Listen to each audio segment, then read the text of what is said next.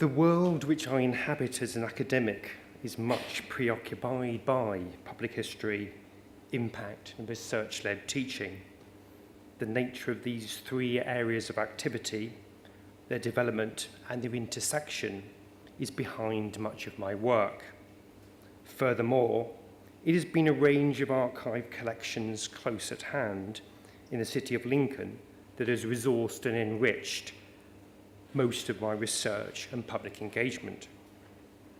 These collections are diverse and held in a variety of public, commercial, and community domains. On my first area of activity here, public history has moved into the foreground of the broader pursuit of academic history. The American publication, An Encyclopedia of Local History, gives a helpful and appropriate overview of its development. It was coined and defined as a term in the 1970s, and it evolved through, among other media, the US journal, The Public Historian. It emerged as a subdiscipline with certain characteristics that marked it out. It had favoured methodological inclinations, and it could be claimed to be something of a movement for bringing about wider change in the discipline of history. Today, it has become so embedded, mainstream even, that to define it as something discrete is perhaps to miss the point. It is rather an attitude of mind or a particular perception of the value of what history is for. If public history is not to be sharply defined, there are nonetheless a number of notable associations which mark this subdiscipline out. It is located largely outside the domain of academe. It is interdisciplinary in its nature. It places great emphasis on wider dissemination and communication. It attracts participation and collaboration, and given its leaning towards external engagement, much public history is also recognizable as local and community history. If there is anything underplayed in this overview, it is what is the stuff of history that public historians are attracted to. In achieving connections beyond academe, securing popular dissemination and communication, and achieving external engagement and participation, then a focus on things topical and critical tend to attract the public historian. The marking of anniversaries and the processing of their historical significance is a particular theme year on year. The tackling of hot political issues also feature, and how they can be best understood with reference to the past. And public history activity is also to be found in forming what artifacts, relics, and other heritage resources of the past ought to be collected, preserved, conserved, interpreted, and made available, whether locally, nationally, or internationally. Public history can perhaps be best understood as applied history or history put to popular and collective purpose. Public history at its best is history of, for, and by the people. On to my second area of activity, impact and the ref. As a local historian, I've not found it difficult to adopt as well what seems like the more current label of public historian. Indeed, for me, there is little to distinguish the two in what I do. I have been both a local historian and a public historian for a couple of decades. When the Research Excellence Framework introduced impact, it gave me a securer basis for explaining and justifying my ongoing research activity rather than giving it especially fresh impetus. I entered the challenge of REF 2014, and I read and reread many times the lines from the panel criteria and working methods, and I quote, "In the domain of civil society, informing and influencing the form and content of associations between people and groups to illuminate and challenge cultural values and social assumptions.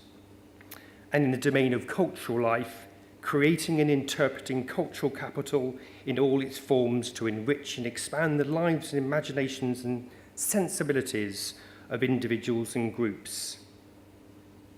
These, as a local historian and public historian, I felt I could readily achieve.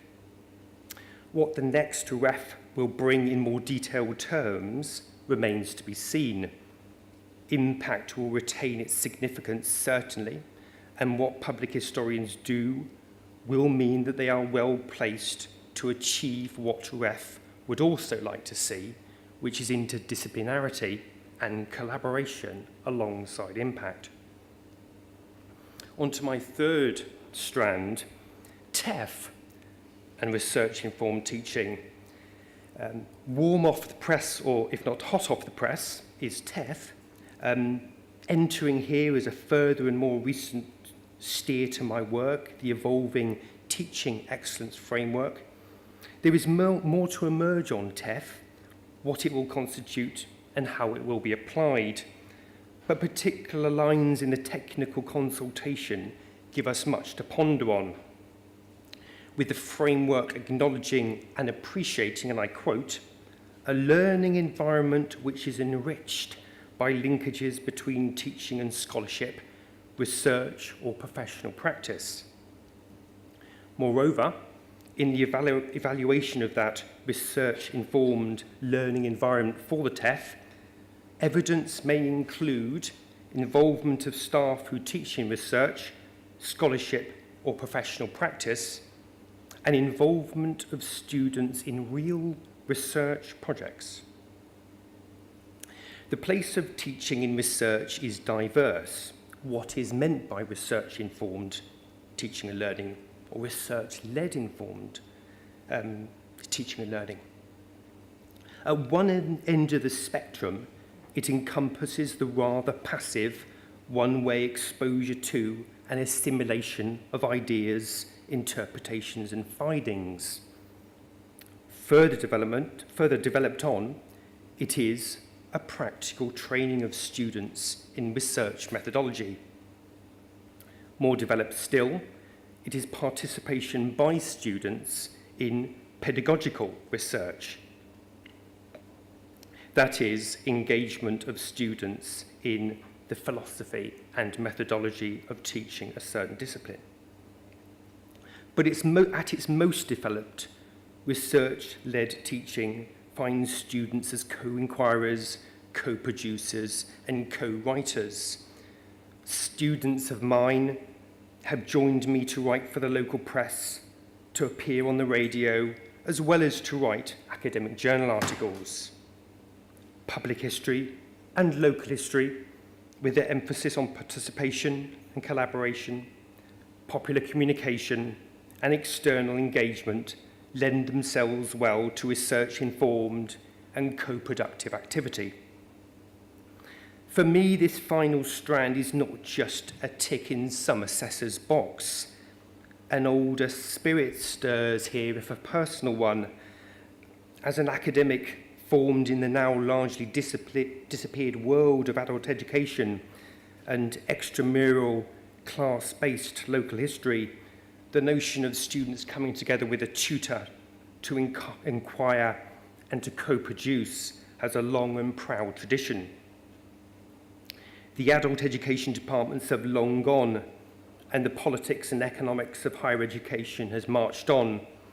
But in students as co-producers, I ask, is there some element of what goes around comes around? Bringing these three strands together, public history, REF and TEF, which inform my work, I would like to think that my own public historian's impulse, commitment and endeavour would have expressed themselves anyway regardless of ref and tef. I do not want to stray into debates on whether the ref is a good thing or a bad thing, or questions surrounding whether tef and ref will secure significant enhancement in the quality and character of research and teaching, or will we be merely better at measuring and auditing it? In this paper, I do wonder, though, whether the popular interest in local history and the public history industry that we have in the present would have been arrived at anyway with the advent of the ref or not. My paper will now make case study reference to a range of projects relating to the history of the city of Lincoln over the last couple of centuries. This activity has made use of a series of public, commercial, and community archive repositories that has involved student and public engagement. The projects relate to certain themes, issues, or individuals having local, national, and/or international historical significance. The scale of Lincoln's 20th century council estates, the extent and contribution of the city's engineering heritage, the strength of its cooperative movement, and the work of a Lincolnshire First World War home front dialect poet. Correspondingly, these projects have drawn upon the contents of the Ermine Estate Community Archive,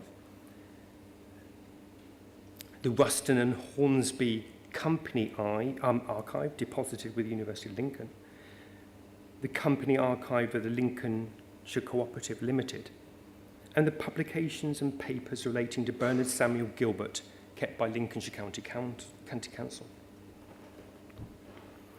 I sometimes reflect metaphorically that history seems to find the public historian rather than the other way round, that history seems to reach out and grasp the shoulder of a public historian passing by. Most of my public history, most of my research is unplanned. It sort of just happens, not an easy concept to explain to one's academic line manager. But when I moved to Lincoln in 2007, I had no plans to become a 20th century urban historian and a historian of the post-war British council estate. But so I became when I walked into this particular church one day, and the local priest mentioned that the local community had collected together an archive to celebrate the church's 40th anniversary, kept proverbially and literally in shoeboxes. This is the Church of St. John the Baptist on the Ermine Council Estate in North Lincoln, a very striking building with its reverse, hyperbolic, paraboloid roof, known locally and fondly as the Pringle. Working with the church, we digitised and web-published the archive. Most valuable is a series of monthly council estate news sheets from 1915 to 65, and they provide what I would say is a very rare and precious insight into life on a British council estate in the 1950s and 60s. Similarly, I had no plans, once more established in Lincoln, to become a historian of the British cooperative movement. Nonetheless, at the time when my own university was celebrating its 150th anniversary, so was the Lincolnshire Cooperative Society. I was asked, somewhat dryly, whether I would digitise and to web publish the quarterly account balance sheets. Economic history does not feature boldly in my makeup, but I kindly obliged. What I did discover, though, attached to these balance sheets were the members' magazines. These magazines provide a rich record into the life of working people in the late 19th and early 20th century, and are a powerful and poignant reminder of what cooperation sought to achieve economically, politically, socially, and culturally. Articles in the magazine are diverse, ranging from reports on the development of provision for working class adult education, to programmes of talks of the local branches of the Women's Cooperative Guild on the likes of cookery and needlecraft, yes, but also on suffragism and the interpretation of dreams. And also articles reflecting the despair at the political and social failures that had brought the descent into the First World War and the condemnation of the working classes to fight alongside and against their fellow man. It is on the Lincolnshire Co-op that I get my greatest number of invitations to give talks to local societies and local groups. Third and finally, it was pulling a slim, unassuming book without lettering on its spine from a shelf of the BGU library that took me into the mind and world of a little-known author, Bernhard Samuel Gilbert. Gilbert, born in Lincolnshire, wrote prolifically for a 15-year period until his death in 1927 at the age of 45. There is no biography for Gilbert, no substantive literary criticism. Very few of his works are likely to be available in national repositories. The best collection is held in Lincoln Central Library, although a number of the works catalogued are no longer to be found there. Gilbert wrote, among other things, poetry. He published some poetry in the First World War years. Some of this is set in the trenches from the perspective of soldiers and is correspondingly melancholy and tragic.